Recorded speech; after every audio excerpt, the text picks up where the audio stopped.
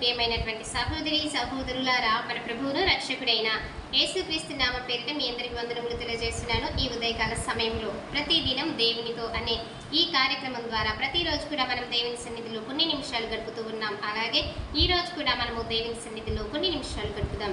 ప్రియమైనటువంటి దేవుని ప్రజలారా, యేసు ప్రభువు జన్మించడం ద్వారా ఈ లోకానికి కలిగినది ఏంటి అనేటువంటి విషయం మనం గమనిస్తే, పరిశుద్ధ గ్రంథంలో నుండి లూకా సువార్త 2వ అధ్యాయము 10వ వచనం మనము చదువుదాం.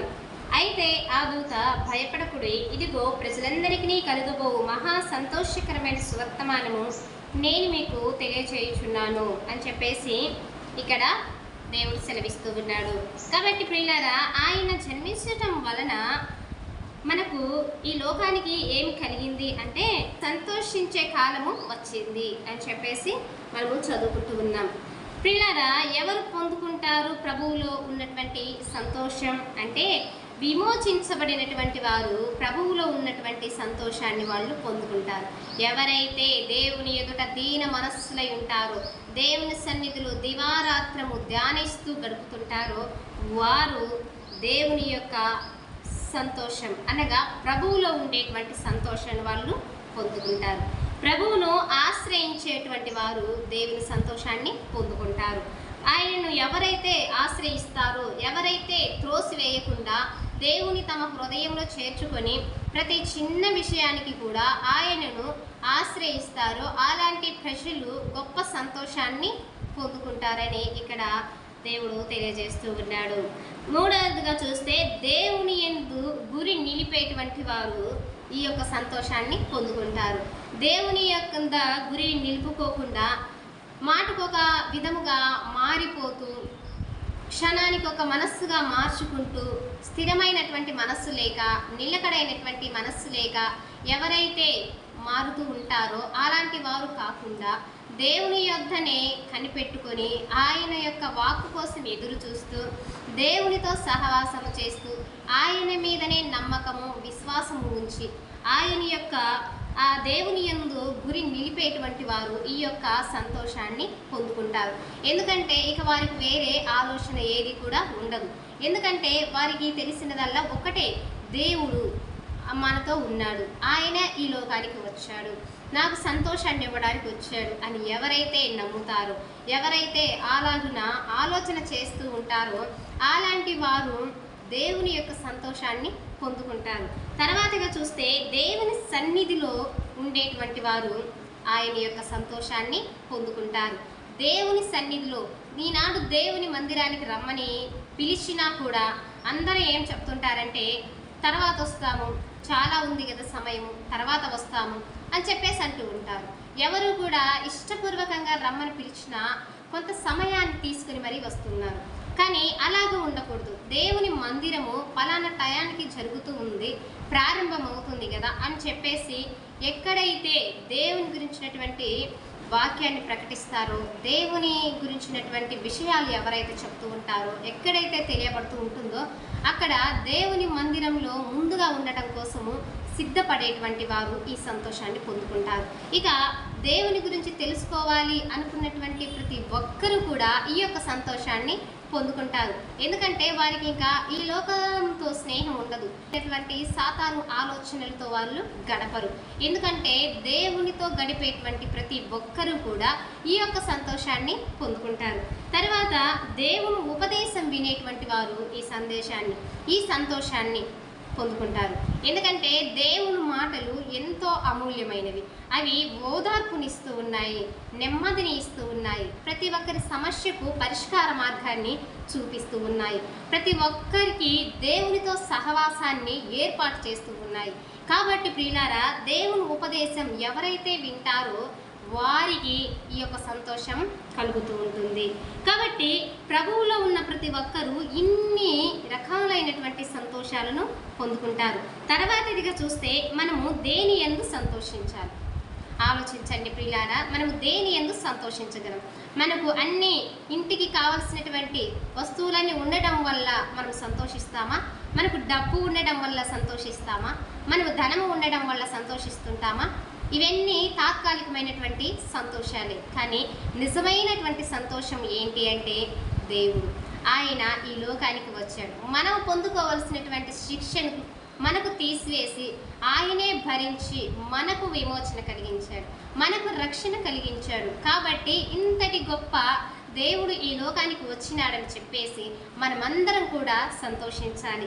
కాబట్టి మనము దేని యందు సంతోషిస్తామంటే ఈ లోక సంబంధమైనటువంటి వాటి గురించి మనము సంతోషించము.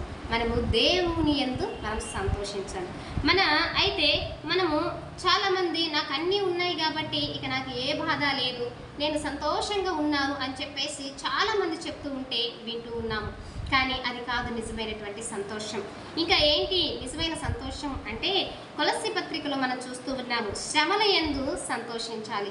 అదేంటి శ్రమల యందు మనం ఎలా సంతోషించాలి? శ్రమ అంటే కష్టం కదా, బాధ కదా, దుఃఖం వస్తుంది కదా, మరి మనము దుఃఖపడాలి కదా, ఇలా సంతోషించమంటావేంటి అని చెప్పేసి అనుకుంటున్నారా? లేదు, శ్రమల యందు మనము సంతోషించాలి. శ్రమలు ఎప్పుడైతే మనకు వస్తాయో అప్పుడు దేవుడు మనకు సమీపంగా ఉంటాడు. ఆయన మనతో ఉంటాడు, మనల్ని విడిచి ఎక్కడికి కూడా వెళ్ళడు. కానీ నువ్వు చేయాల్సింది ఏంటంటే శ్రమలలో కూడా దేవుని మర్చిపోకుండా దేవుని నువ్వు ఆశ్రయించాలి. అప్పుడు ఆయన నీతో ఉన్నాడు కాబట్టి నీకు సంతోషం కలుగుతుంది. తర్వాత చూస్తే ప్రార్థన యందు సంతోషించాలి. చాలామంది ప్రార్థించుకోవడానికి బద్ధకిస్తూ ఉంటారు, వాయిదాలు వేస్తూ ఉంటారు. కానీ ప్రార్థన ఎప్పుడైతే చేయాలని నీకు ప్రేరేపణ వస్తుందో ఆ క్షణమే ఉన్న ఫలంగా లేచి నీవు దేవునికి మొరపెట్టాల్సి ఉంది. అలా ఎప్పుడైతే నీవు ప్రార్థన చేస్తావో అప్పుడు నీ హృదయము ప్రార్థనలో సంతోషిస్తుంది. దేవుడు నీకు ఎంతో సంతోషాన్ని నీ ప్రార్థన ద్వారా నీకు ఇస్తాడు. తర్వాత చూస్తే నిందలలో, ఇబ్బందులలో, హింసలలో, ఉపద్రవముల్లో కూడా నీవు సంతోషించాలని 2వ కొరింథీ పత్రికలో మనం చూస్తూ ఉన్నాం. ఎందుకు ఇన్ని శ్రమలలో, నిందలలో, అవమానాలలో వీటన్నిటి కలిగినప్పుడు మనకు సంతోషం ఎలా వస్తుంది? మనకు బాధ, దుఃఖము, వేదనే కదా, వీటి గురించి ఆలోచనే కదా వస్తుంది అని చెప్పేసి మీరు అనుకోవచ్చు. కానీ వీటి ద్వారా మనం సంతోషించాలి. ప్రభువా, ఈ శ్రమ నాకు కలిగించావు, ఈ బాధ నాకు కలిగించావు, నీకే వందనాలు. ఎందుకంటే శ్రమలలో కూడా ఆయన మనల్ని సంతోషపరుస్తాడు. ఇప్పుడు శ్రమ కలిగింది, దాని వెనక గొప్ప మేలు మనకు ఉంటుంది, దాని వెనక గొప్ప ఆశీర్వాదం మనకు ఉంటుంది. ఎందుకంటే దేవుని ఆశ్రయించు వారికి ఏ మేలు కూడా కొదువై ఉండదని దేవుడు సెలవిస్తూ ఉన్నాడు. కాబట్టి మనము శ్రమలలో ఉన్నా సరే దేవుని ఆశ్రయిస్తే ఆయనే మనకు సంతోషాన్ని ఇస్తాడు. కాబట్టి మనకు ఏ నింద వచ్చినా, భయంకరమైనటువంటి అవమానాలను మనం ఎదుర్కొన్నా సరే ఆ అవమానాన్ని బట్టి, ఆ నిందలను బట్టి మనము దేవునికి ప్రార్థించాలి. అలా ప్రార్థించినప్పుడు దేవుడు నీ చెంత ఉన్నాడు కాబట్టి నీ దగ్గరికి వచ్చి నిన్ను ఆశీర్వాదించి నిన్ను గొప్ప సంతోషంతో ముందుకు నడిపిస్తాడు. తర్వాత చూస్తే బలహీనతల యందు మనము సంతోషించాలి. బలహీనతలో చాలామంది బలహీనపడిపోతూ ఉంటున్నారు. చాలామంది దేవునిలో ఎదగకుండా, దేవునిని ఆశ్రయించకుండా ఈ లోకాన్ని చూస్తూ, లోక మాటలను వింటూ ఎంతో బాధపడుతూ బలహీనులైపోతూ ఉన్నారు. కాబట్టి అలాంటి బలహీనతలో కూడా మనము సంతోషించాలి. దేవా నన్ను బలపరచు, దేవా నన్ను బలపరచు అని చెప్పేసి మనము ప్రార్థన చేస్తే దేవుడు మన దగ్గరికి వచ్చి మనల్ని బలపరిచేటువంటి వ్యక్తిగా దేవుడు మనకు ఉంటాడు. కాబట్టి మనము బలహీనతలో కూడా మనము సంతోషించాలి. తర్వాత సత్యమునందు సంతోషించాలి. సత్యంలో మనము సంతోషించి ఉండాలి. ఎందుకంటే ఆయన అంటున్నాడు, నేనే మార్గమును, సత్యమును, జీవమును, నా ద్వారానే తప్ప ఎవరును కూడా తండ్రి యొద్దకు చేరలేడు అంటున్నాడు. కాబట్టి ఆయన సత్యమై ఉన్నాడు. కాబట్టి దేవుడే నా పక్షాన ఉన్నాడు. ఆయనే నాకు మార్గము, సత్యము, జీవమునై ఉన్నాడు. కాబట్టి ఆయన యందు మనము సంతోషించాలి. తర్వాత ప్రభువును బట్టి మనము సంతోషించాలి. ఆయన ఈ లోకానికి వచ్చాడు, నా పాపములను కడగటానికి వచ్చాడు, నన్ను తన బిడ్డగా చేసుకోవడానికి వచ్చాడు, నన్ను తన మార్గంలో నడుపుకోవడానికి వచ్చాడు, నాకు ఉపదేశం చేయడానికి వచ్చాడు. నేను అనుభవించాల్సినటువంటి ఘోరమైన శిక్షను నా మీదికి రానివ్వకుండా దేవుడే అనుభవించాడు అన్నటువంటి ఆలోచన మనము చేసుకుని దేవుని యందు మనము సంతోషించాలి. ఆయన యందు మనము ప్రతినిత్యం ప్రార్థించేటువంటి వారిగా, కృతజ్ఞతలు చెల్లించేటువంటి వారిగా మనం ఉంటే దేవుడే మనకు అన్ని విధాలైనటువంటి సంతోషాలను మనకు ఆయన అనుగ్రహిస్తాడు. కాబట్టి ప్రియమైనటువంటి దేవుని ప్రజలారా, దేవుడు ఈ లోకానికి రావడం వల్ల మనకు ఇన్ని సంతోషించేటువంటి మార్గాలను ఆయన చూపించాడు. కాబట్టి ఈరోజు ఈ వాక్యం విన్నటువంటి మీరందరూ కూడా దేవుని యందు సంతోషించాలి. ఇన్ని విషయాలలో మీరు బలహీనులు కాకుండా ప్రతి విషయమందు సంతోషంగా స్వీకరించి ఆయన పాదాలు పట్టుకుంటే దేవుడు నీకు తన హృదయంలో నీ హృదయంలో దేవుడికి చోటిచ్చినట్టయితే ఆయన ఎంతో సంతోషాన్ని నీకు ఇస్తాడని నేను మీ అందరికీ ప్రభు పేరిట తెలియజేస్తున్నాను. ప్రార్థన చేస్తున్నాను. పరిశుద్ధుడైన తండ్రి, నీకు వందనాలు, స్తుతులు, స్తోత్రాలు చెల్లిస్తున్నాను. దయగలిగిన తండ్రి, ఈ లోకానికి నీవు రావడం ద్వారా ప్రభు మా అందరికీ మహా సంతోషకరమైనటువంటి సంతోషాన్ని నువ్వు మాకు ఇస్తున్నందుకై మీకు వందనాలు. ఈ వాక్యం విన్న ప్రతి బిడ్డలను మీరు దీనించి ఆశీర్వదించమని, ఎవరు ఏ అవసరతల అక్కరలలో ఉన్నారో ప్రభు ప్రతి ఒక్కరి అవసరతల అక్కరను తీర్చండి. ప్రతి ఒక్క హృదయం సంతోషించులాగిన సహాయం చేయమని యేసయ్య నామమున అడుగుచున్నాను తండ్రి. ఆమేన్.